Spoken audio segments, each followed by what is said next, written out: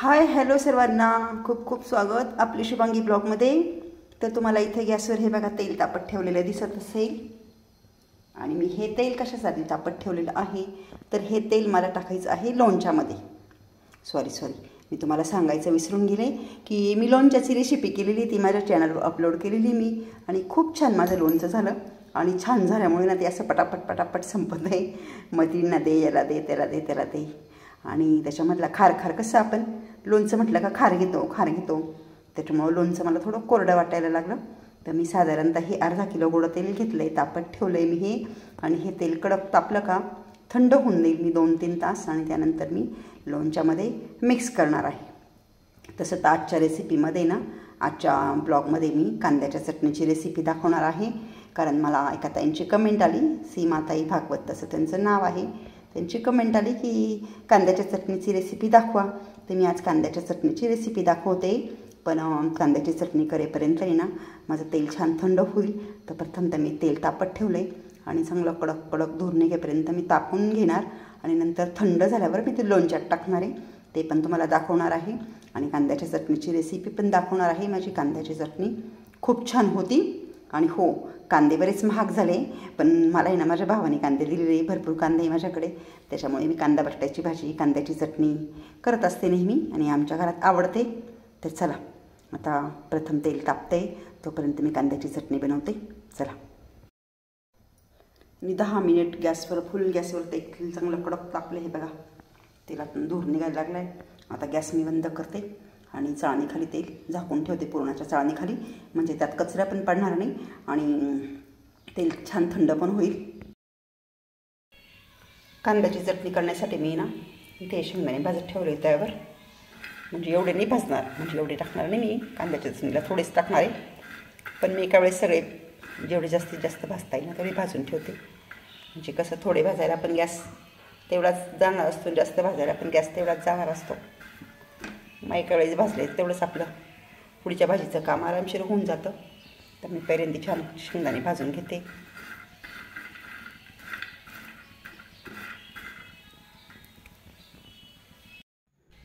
असं एक वेळी शेंगदाणे भाजून ठेवलेले असले का पुढच्या वेळेस आपल्याला पटकन घेऊन कशाला आपण भाजीला म्हणावं खिचडीला म्हणावं पटकन वापरता येतं आणि घाईमध्ये असे शेंगदाणे भाजलेले आपल्या कामं येतात ना, त्यामुळे मी अशी जास्त भाजून ठेवते। आणि आता गॅस मी बंद केला आहे आणि ह्या गरम तव्यावर शेंगदाणे अशीच राहू देते, कारण आहे ना चव ठेवले का पहिले शेंगदाणे नरम असतात भाजल्या पण छान नंतर तवा जसा गार होत जातो ना तसे शेंगदाणे मस्त खरपूस कडक होत जातात। आणि अगोदर शेंगदाणे भाजल्यामुळे माझं कांदा चिरेपर्यंत ते पूर्ण छान थंड झाले आणि मस्त कुरकुरीत झाले, एकदम कडक। हे बघा तुम्हाला पण दिसत असतील छान भाजले गेले।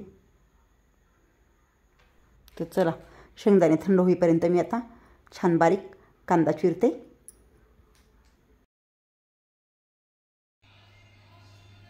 तर मी ते 5 कांदे घेतले मोठे, आता हे कांदे मी छान चिरून घेते बारीक। तर मी या 5 कांद्यांचे खरं वगैरे काढून घेतले असे आणि छोट्या फोडी करून घेतल्या। तर माझ्याकडे छोटंसं कांदा बारीक चिरायचं मशीन आहे, याच्याने मी हा कांदा बारीक चिरून घेते। माझ्याकडे हे कांदा चिरायचं मशीन आहे, मी या साह्याच्या साह्याने कांदा बारीक करते। तुमच्याकडे जे असेल विळी चाकू त्याच्या साह्याने तुम्ही कांदा बारीक करून घ्या।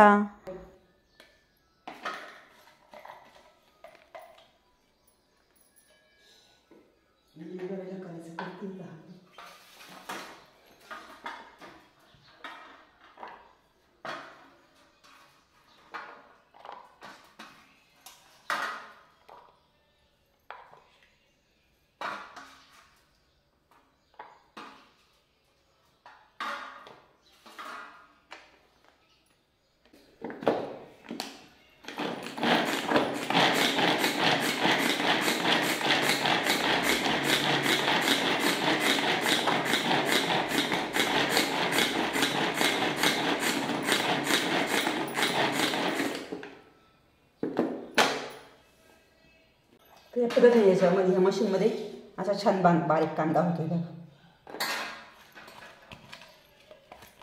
सर्व कांदा बारीक करून झाला आहे आणि बघा 5 कांदे चिरले होते मी, कांदे चिरले गेले। ते गॅस चालू करून गॅसवर कढई तापत ठेवली मी. हे बघा, हा कांदा डायरेक्ट ह्या कढईत काढला होता. तर आता पहिल्यांदा कांदा ठेवलं, कांदा टाकला आहे. तेल वगैरे काही टाकलं नाही. थोडं कांद्यातलं पाणी थोडं जळाल्यासारखं वाटलं की मग तेल टाकायचं. बघा, असा आवाज यायला लागला आहे. थोडं कांद्यातलं पाणी जवळ होते. नंतर कांद्यातलं पाणी बऱ्यापैकी जळलं आहे. आता मी याच्यामध्ये तेल टाकते. कांदा छान परतला आहे. आधी परतला का कांदा पटकन परत तर मग आधी जर तेल टाकून दिलं ना तर मग परत नाही लवकर. त्यामुळे आधी छान पाणी जळू द्यायचं कांद्यातलं आणि मग तेल टाकायचं.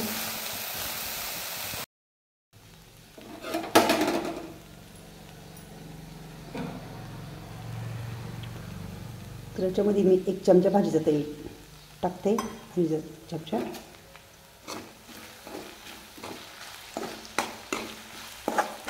आणि कांदा अजून छान लाल परतू देते. थोडा गुलाबीसर झाला आहे कांदा. अजून छान कलर येईपर्यंत परतते मी त्याला.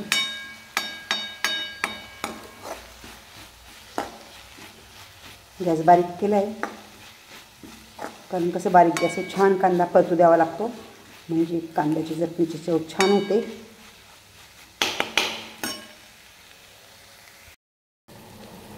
इकडे मिस्टरांसाठी छान गरमागरम मस्त ब्लॅक टी ठेवला आहे आल्याचा. चहा उकळते. चालली माझी इकडे चालली माझी कांद्याची चटणी. तर त्याच्यामध्ये परत मी 1 पळी तेल टाकते.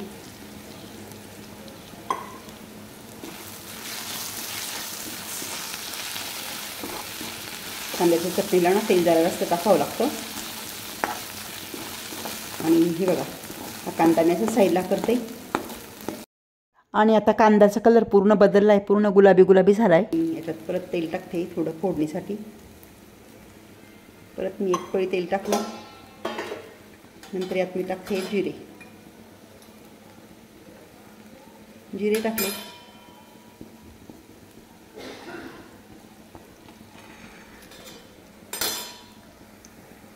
आणि नंतर मी यात टाकते हळद.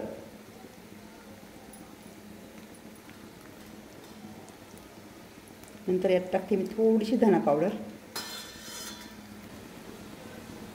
आणि नंतर मी यात टाकते, हे बघा, 1 चमच्याला थोडी कमी ही लाल मिरची पावडर. मला थोडी कमी वाटली, अजून थोडी टाकते मी. ही छान हलवून घेतल्यानंतर कांदा याच्यामध्ये छान मिक्स करून घेते.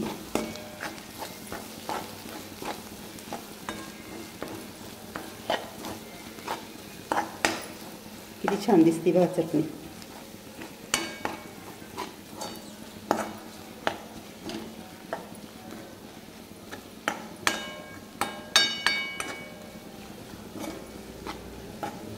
आणि नंतर मी आता याच्यामध्ये टाकते मीठ. याच्यामध्ये मी चवीप्रमाणे अर्धा चमचा मीठ टाकलं पोहे खायचा.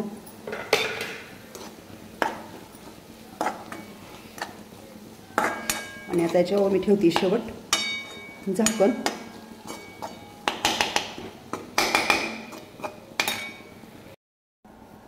मीठ टाकून व्यवस्थित हलवून दिल्यानंतर मी आता याच्यावर झाकण ठेवलं आहे. आणि मी आता ही 5 मिनिट बारीक गॅसवर छान शिजू देते. साधारणतः 5 मिनिट बारीक गॅसवर चटणी छान शिजल्यानंतर हे बघा, आणि याच्यामध्ये टाकते शेंगदाण्याचा कूट.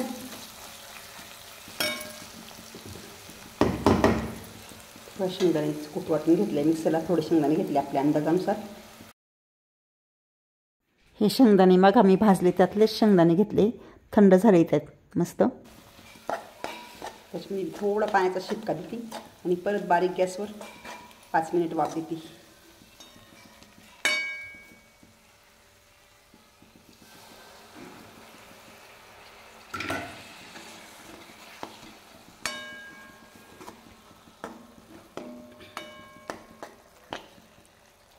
त्याला परत बारीक गॅसवर 5 मिनिट शिजू देते.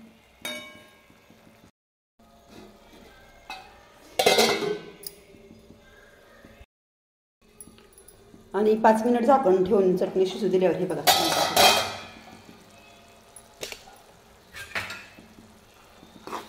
छानपैकी चटणी शिजली मस्त. आणि आता सर्वात शेवटी मी याच्यामध्ये टाकते बारीक चिरलेली कोथिंबीर. हे बघा, हिरवी हिरवीगार मस्त कोथिंबीर आहे.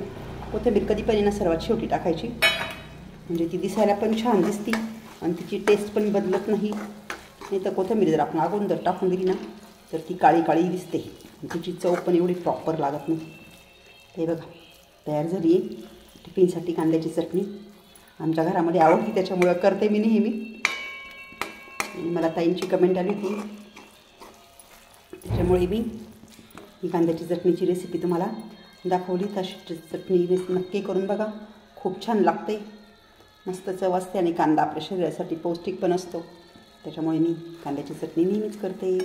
चल आता पोळ्या करायच्या, बाकी पोळ्या करते. साधारणतः 3-1 तासाने तेल थंड झालं आहे आणि आता हे थंड झालेलं तेल मी या लोणच्यात टाकते. तुम्हाला दाखवते मी लोणचं. हे बघा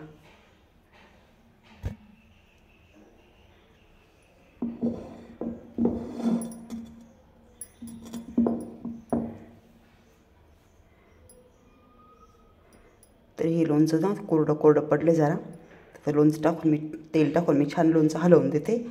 मध्ये बरणीमध्ये अंधार दिसतो कारण मध्ये नेमकी लाईट गेलेली. इथं हे बघा लोणचं.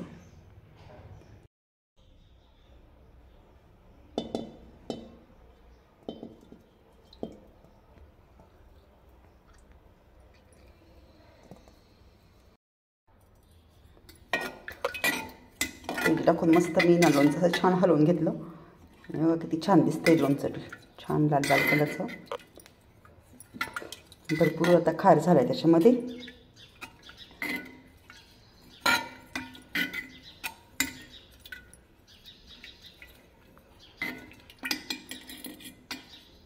हे बघा तुम्हाला मी परत एकदा लोणचं दाखवते. हे बघा लोणचं माझं छान दिसतंय ना. तर चला बरणी आता मी व्यवस्थित झाकून ठेवून देते.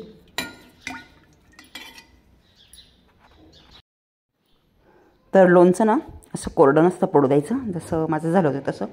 कोरडं झालं का लोणचं असं तेल गरम करून थंड करून त्यात टाकून द्यायचं, म्हणजे लोणचं भरपूर दिवस टिकतं आणि त्याची चव पण छान लागते. तर या पद्धतीने मी तेल टाकून घेतलं लोणच्यामध्ये. तुमच्या लोणच्याचं जर असं झालं असेल तर तुम्ही पण या पद्धतीने करा, म्हणजे भरपूर दिवस लोणचं टिकतं, काही टेन्शन राहत नाही. तर चला आजचा व्हिडिओ इथेच संपवते. कसं वाटलं आजचा व्हिडिओ? आवडला असेल तर नक्कीच लाईक करा, कमेंट करा. चॅनलला नवीन असेल तर सबस्क्राईब नक्की करा. Bye bye.